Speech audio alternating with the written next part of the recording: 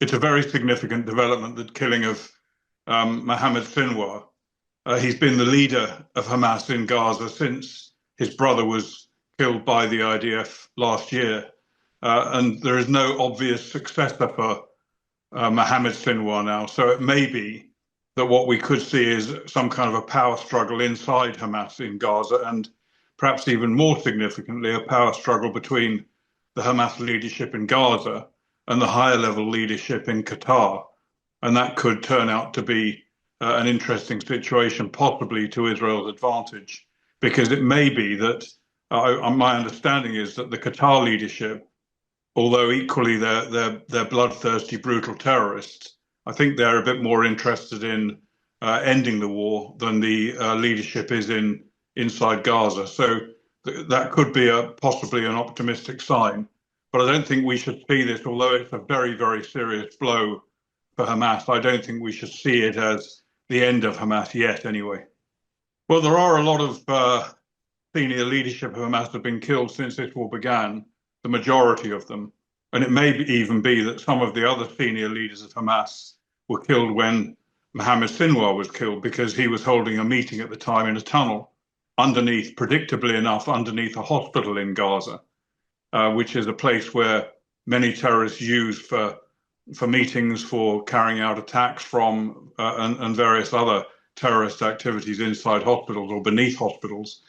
So maybe some of them have been killed as well. We don't know that yet. But the reality is that Hamas is now, I think, very much on its back feet. Much of its leadership have been destroyed. They have been replaced, in most cases, by people perhaps less capable, less experienced, and therefore less able to do damage to Israel. But nevertheless, it continues to operate as a terrorist organization. Of course, not only the commanders have been killed, but large numbers of terrorists. I think the IDF estimates something in the region of 20, 25,000 or maybe more Hamas terrorists have been killed since this war began. So it's a significantly weakened entity. And now, of course, we're seeing, in addition to some of the leaders being taken out and many of the terrorists, we're now seeing increasing occurrences of revolt among the citizens, the ordinary citizens in Gaza, who want the war to end, who recognize that Hamas brought this horror onto them, and they want that stopped. So we're seeing some protest. It hasn't yet built up to a massive head, but it's still very concerning for Hamas. And the other concern for Hamas is developments in the last couple of days, in which Israel began to establish and started operating humanitarian aid stations inside Gaza, which is an American-Israeli initiative to get aid into Gaza, but prevent the aid from falling into the hands of Hamas. So in other words, setting up distribution points directly to distribute aid to the civilians, avoiding Hamas. And that is a major blow for Hamas. Hamas have been warning Gazan civilians not to make use of it, although they've ignored those warnings and have already collected large amounts of aid themselves. But aid was the principal means that Hamas has to control the civilian population. Huge amounts of the aid that was delivered into Gaza by various organizations, facilitated by the IDF, has been hijacked by Hamas, used for their own purposes, some of which have been then sold on at a premium to the citizens of Gaza, which of course helps to build up funds for Hamas to pay their terrorists, to recruit new terrorists, and to keep their terrorist operation going. So this new development, if it works effectively, will again be another really significant blow to Hamas. Their tactics essentially are to survive at the moment, and many of them are spending a great deal of time in the remaining tunnels underneath Gaza. When they have the opportunity, they will carry out attacks or attempt attacks against Israeli soldiers. But their overriding priority is to survive themselves and retain as much control over Gaza as they can.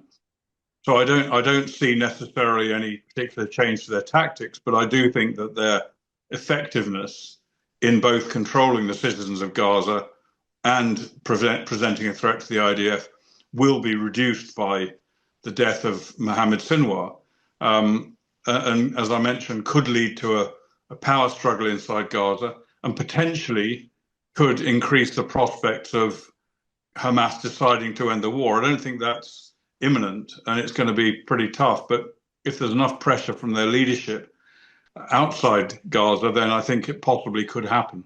One thing that we shouldn't forget that Hamas still have is a number of Israeli hostages, both alive and dead, which is pretty much the only card they have.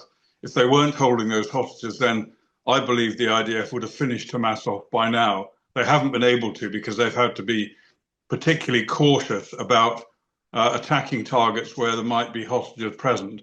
And it is a possibility that, again, we might see progress on the release of hostages as a result of the death of Mohammad Sinwar, who's a pretty hardline leader. But I find it quite hard to believe that Hamas is going to agree to hand over all the hostages to Israel until they recognize that for them the war is over.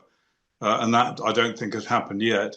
In the wider context of the Middle East, obviously the Hamas war has prompted a number of other conflicts attacking Israel around the Middle East, from places like, of course, Lebanon, the Houthis in Yemen, Iran itself, Judea and Samaria, otherwise known as the West Bank, and Iraq, and previously Syria as well, before the downfall of the Syrian regime. So it may be that with the surrender of Hamas, if it happens, or with the ending of the war, again, if that happens due to an Israeli victory, then we might well see those different conflicts winding down or even stopping, because without that war going on, their motivation for attacking Israel is significantly reduced. That leaves, of course, Iran, the head of the octopus, that is attempting to strangle Israel, and the destruction of Hamas, the final destruction of Hamas, will be a huge body blow for Iran as well. It won't stop Iran from attempting to rebuild its proxies around the region, or from continuing with their nuclear program. And so that's an issue, a primary issue that has to be addressed by the United States and by Israel to put a stop to Hamas's activities. And that can be done. President Trump's attempting to do it now through negotiations, which are probably not going to succeed, and ultimately will probably need to be resolved by Israeli military force, probably backed up by the United States.